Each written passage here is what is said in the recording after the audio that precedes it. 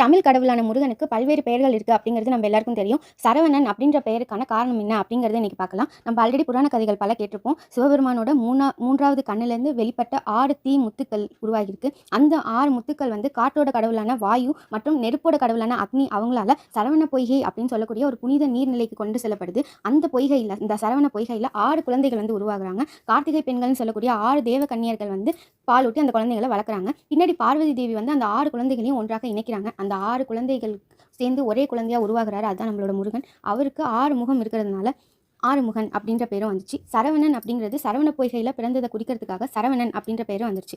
அடுத்து சக்திவேல் அப்படின்ற பேரும் முருகனுக்குரியது நமக்கு தெரியும். அது எதனால் வந்துச்சு அப்படின்னு பார்க்கலாம். சக்திவேல் என்பது வந்துட்டு சக்தி மற்றும் வேல் இது ரெண்டையும் சேர்த்து தான் உருவாக்கியிருக்காங்க. சக்தி அப்படிங்கிறது பார்வதி தேவியை குறிக்கும். அவங்களோட ஆற்றல் மற்றும் சக்தியோட உருவம் தான் நம்மளோட முருகன். வேல் அப்படிங்கிறது பார்வதி வந்து முருகனுக்கு கொடுக்கப்பட்ட ஒரு தீவிரமான ஆயுதம். அந்த வேல் மூலமாக தான் முருகன் சூரபத்மன் போன்ற அசுரர்களை வந்து அழிச்சாங்க.